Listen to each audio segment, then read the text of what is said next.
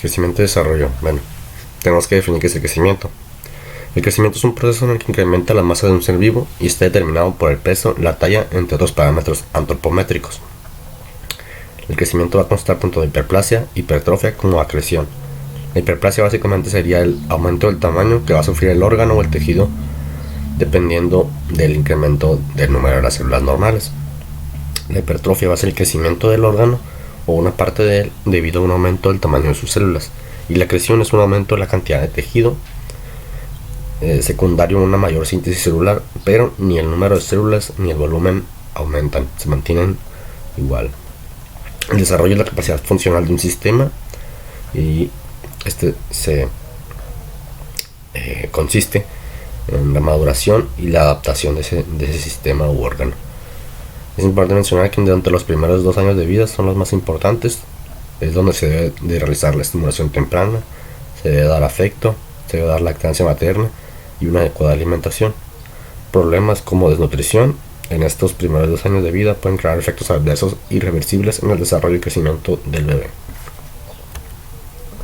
Tenemos las leyes de crecimiento, tenemos la ley de la dirección, que consiste en que el crecimiento va a ir en sentido cefalocaudal y próximo distal. Todos los cambios anatómicos y funcionales van a progresar desde la cabeza hacia las extremidades y del centro a la periferia hasta alcanzar la madurez. Un ejemplo sería que la cabeza del feto de 28 semanas de edad gestacional va a representar la mitad de la longitud total del cuerpo del adulto. Todo el proceso de crecimiento se va a dirigir en dirección cefalocaudal. La ley de velocidad nos menciona que hay un incremento por unidad de tiempo. En etapas más tempranas de la vida, por ejemplo en la vida intrauterina, se va a experimentar una rapidez y va a disminuir gradualmente hasta la adultez. Todos los tejidos van a tener una velocidad determinada de crecimiento. La ley del ritmo nos menciona o consiste en que cada tejido tiene un patrón particular de desarrollo a través del tiempo. El nivel de madurez de cada órgano va a ser diferente en determinado momento de la vida. Un ejemplo es que el sistema nervioso central es el primero en alcanzar un desarrollo total, mientras que el aparato genital va a ser el último en madurar. O sea, los diferentes órganos van a madurar a diferentes ritmos, ¿no? Unos antes que otros. Los procesos de crecimiento de los tejidos se realizan a ritmos diferentes. La ley de secuencia nos dice que cada tejido tiene un momento particular en el que se va a observar mayor crecimiento, desarrollo y madurez, de acuerdo a la relación que tiene este con los demás órganos o tejidos. Los tejidos crecen y se desarrollan de acuerdo a su interrelación con otros tejidos.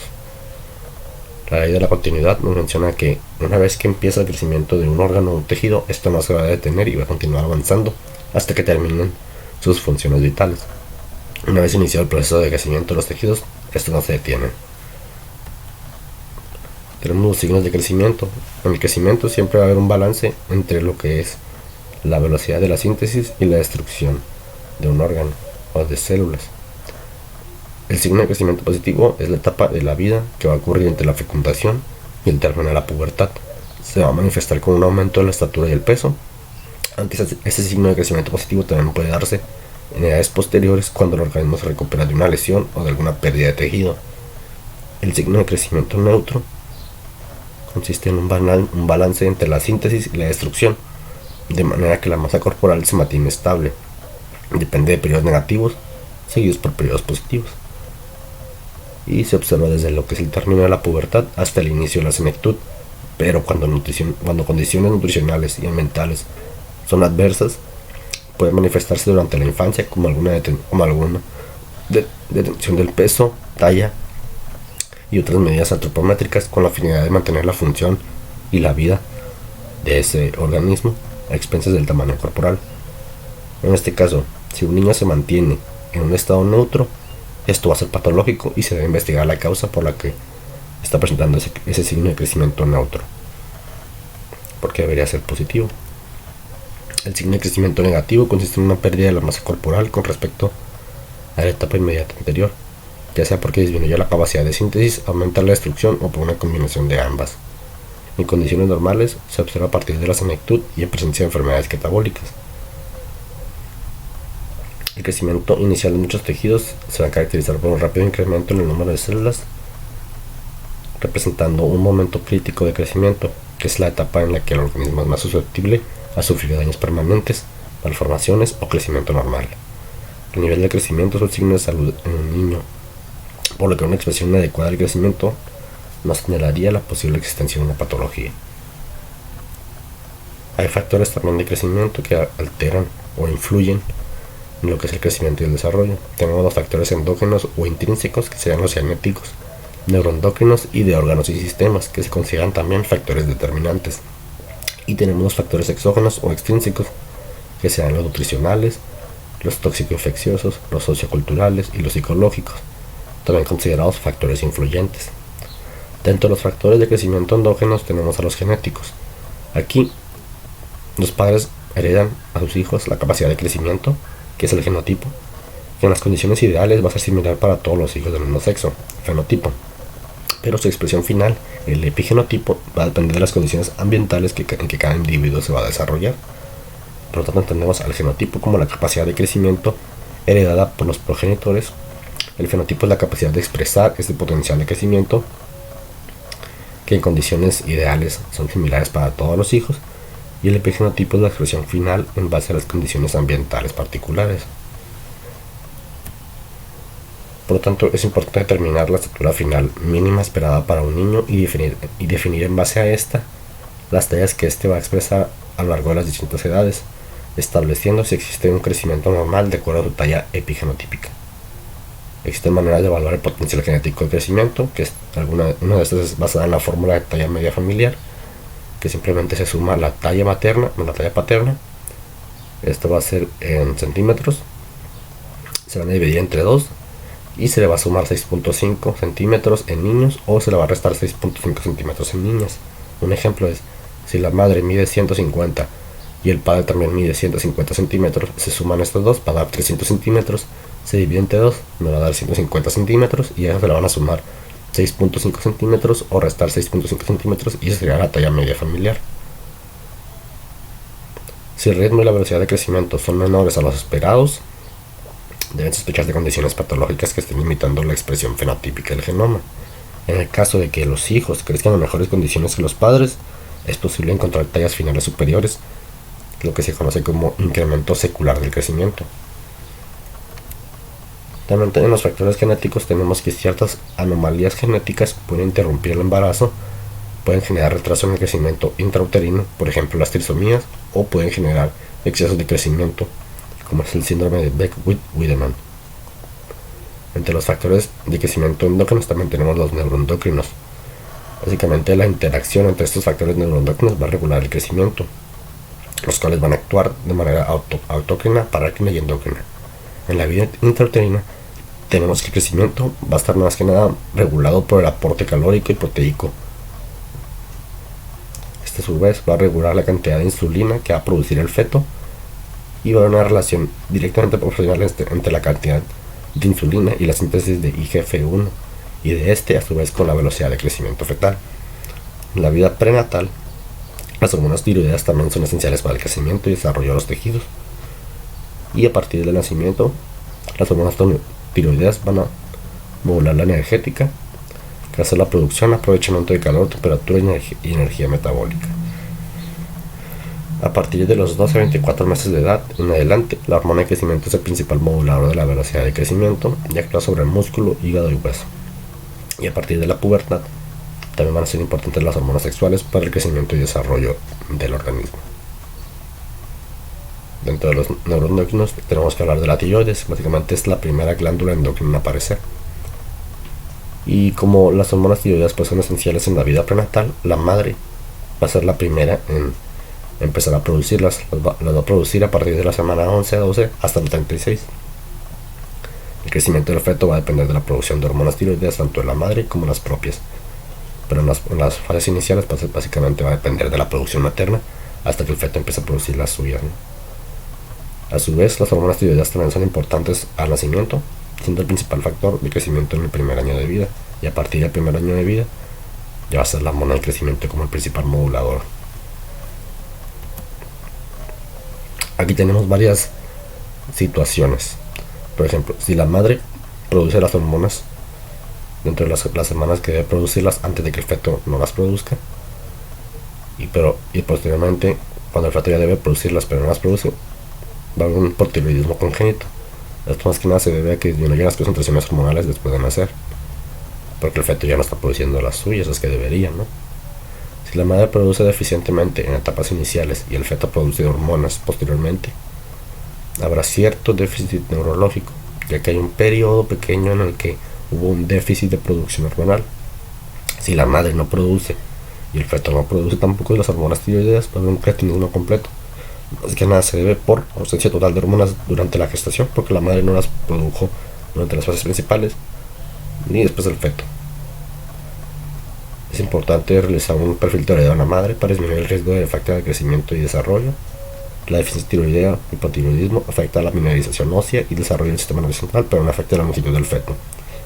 El tamiz para descartar hipotiroidismo al recién nacido se debe realizar entre el tercero y quinto día de nacido. Entre los factores neuroendocrinos se mantienen los factores de crecimiento placentarios, que van a ser responsables de la migración celular, desarrollo de órganos y sistemas. Tenemos, por ejemplo, el factor de crecimiento epidérmico, el factor de crecimiento insulínico tipo 1 y GF1, que este es importante, va a estimular la síntesis de insulina, que la insulina es una hormona anabólica y su cantidad va a estar relacionada con el tamaño y peso fetal. Va a ser la principal responsable del incremento ponderal al tercer trimestre. Por lo tanto, madres diabéticas mal controladas con hiperglucemia transmiten la glucosa al bebé, lo que produce insulina a mayores cantidades por el feto, ¿no? Y como consecuencia, estos bebés van a ser macrosómicos. Al estar produciendo mucha insulina, va a haber mucho estímulo, va a haber mucho incremento ponderal al tercer trimestre y van a ser bebés macrosómicos y van a presentar hipoglucemia al nacer, que va a ser menor a 45 miligramos por decilitro. También tenemos otros factores de crecimiento placentarios como el TGF-beta y el factor de crecimiento endotelial vascular. Entre los factores de crecimiento endógenos, el último va a ser el de órganos y sistemas, que básicamente consiste en que el crecimiento va a depender de que esos órganos y esos sistemas estén íntegros y funcionen adecuadamente. En el caso de que haya enfermedades como insuficiencia renal crónica, síndrome de intestino corto, asma, entre otras, pues eso va a tener como consecuencia efectos negativos en el desarrollo y crecimiento, ya que los órganos y esos sistemas no están funcionando como deberían, ¿no? Adecuadamente, armónicamente. También tenemos factores de crecimiento exógenos, que son condiciones ambientales y orgánicas capaces de influir negativamente, lo que va a limitar la expresión fenotípica. La intensidad de la detención del crecimiento va a ser proporcional a la severidad y a la duración del evento patológico. Aquellos eventos patológicos con una duración mayor a 2 a 3 meses van a repercutir de manera significativa en la estatura final, por lo que se van a descartar enfermedades agudas. Y los eventos patológicos presentes en las primeras etapas de la vida van a tener efectos mucho más graves en el crecimiento que aquellos que se presenten en etapas posteriores. Dentro de los factores de crecimiento exógenos tenemos los socioeconómicos o culturales. Los factores sociales pueden modificar el crecimiento e incluyen la situación del niño o de la niña en la familia, la calidad de las interrelaciones con sus padres, la forma en la que lo criaron, la forma en la que la criaron o criaron, la falta de afecto, el bullying, el abuso físico o psicológico si ha sufrido, la omisión de cuidado, así como las características de los padres, si estos son drogadictos, si están desempleados, si tienen discapacidades físicas o mentales, entre otros. También dentro de los factores exógenos tenemos los nutricionales. Se menciona que la menor lactancia materna, la lactación temprana, los alimentos no adecuados tanto en calidad como en cantidad, la escasez de recursos, van a ser factores que afectan el crecimiento y el desarrollo. La desnutrición va a ser la principal causa de alteraciones en el crecimiento y desarrollo de niños y niñas, y la falta de leche materna es uno de los factores que afecta el crecimiento y desarrollo de bebés porque esto proporciona todos los nutrientes que necesitan hasta los 6 meses. Por tanto, si no le están dando leche materna, pues no va a tener los nutrientes que necesita y obviamente va a afectar el crecimiento y el desarrollo del bebé. También en la vida intrauterina, a pesar de que se menciona que es factor exógeno, en los nutricionales entra aquí la insuficiencia placentaria, ya que hay una disminución de nutrientes aportados al feto que también influye en el crecimiento.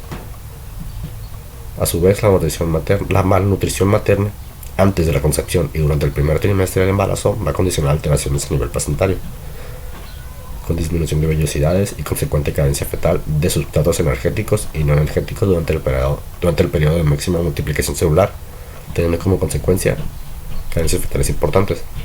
El crecimiento intrauterino básicamente depende del aporte de glucosa, de lípidos, aminoácidos, vitaminas, oligoelementos, minerales, agua y oxígeno. Y las necesidades nutricionales fetales van a depender del ritmo de síntesis de nuevo y la tasa de uso de nutrientes para obtener energía. Entre los factores de crecimiento exógeno también tenemos los psicológicos, que se mencionan aquí factores como el apego, que es el vínculo que tiene el bebé con una persona, y la contingencia, que es la relación causa-efecto. Son factores que van a influir en el crecimiento. Niños y niñas que se sienten queridos y valorados se desarrollan mejor que aquellos que no tienen un ambiente de refuerzo afectivo en sus hogares. La falta de estimulación oral, visual o física puede afectar su desarrollo, y muchas habilidades de coordinación, desarrollo de destrezas y socialización dependen del estímulo que se reciba. También entre los factores de crecimiento exógenos tenemos los toxinfecciosos u orgánicos. Aquí las enfermedades, infecciones, exposición a tóxicos como de tabaco, siendo el bebé fumador pasivo o dentro del útero.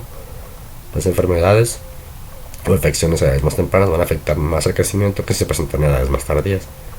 Y también depende de la cantidad de días al año que el niño esté enfermo. Por ejemplo, un niño que se enferma 15 días al año va a tener una velocidad de crecimiento mayor a la percentila 25. Si se enferma de 15 a 40 días al año, va a tener una velocidad de crecimiento mayor a la percentila 10. Si se enferma de 41 a 100 días, va a tener una velocidad de crecimiento mayor a la percentila 5. Y si se enferma más de 100 días al año, va a tener una velocidad de crecimiento menor a la percentila 5.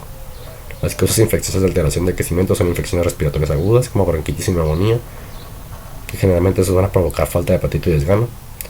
Por lo tanto, va a afectar el crecimiento. Las parasitosis intestinales también van a afectar el crecimiento al dificultar la absorción y uso de alimentos, provocando desnutrición y anemia. Y las diarreas también son la principal causa de alteración de crecimiento entre las enfermedades que afectan a niños y niñas en los primeros años de vida. Provocan deshidratación y pérdida de nutrientes, por lo que deben de tratarse con suero de rehidratación oral y alimentación. También tenemos 7 etapas de crecimiento. Tenemos el crecimiento intrauterino, que consta del periodo embrionario, que es el primer trimestre del embarazo, y el periodo fetal, que es el segundo y tercer trimestre del embarazo. Y tenemos el crecimiento postnatal, que consta del periodo de recién nacido, los primeros 28 días de vida, el lactante menor o primer año, que es a partir de los 28 días o primer mes, antes de que cumpla los 12 meses. Tenemos después el lactante mayor o segundo año, que es cuando ya cumplió el año, antes de que cumpla los 2 años. Y el preescolar, que es cuando cumple los 2 años, antes de que cumpla los 5 o 6 años, dependiendo de la institución o de la fuente bibliográfica que se consulte. Algunos mencionan que el preescolar es desde los 2 años a los 5, antes de los 5, y otros mencionan que es de los 2 años a antes de los 6 años. El escolar, infancia media, va a ser, dependiendo también, como ya les mencioné, de la fuente, al cumplir los 5 o al cumplir los 6 años, hasta antes de cumplir los 10 años o antes de cumplir los 12 años. Y el adolescente va a ser a partir de que cumple los 10 años o los 12 años, dependiendo de la fuente, hasta los 19 años aproximadamente. Como les menciono, los periodos de tiempo establecidos van a variar de institución en institución. Entonces, unos pueden mencionar que es de tal año a tal año y otros de tal año a tal año, ¿no?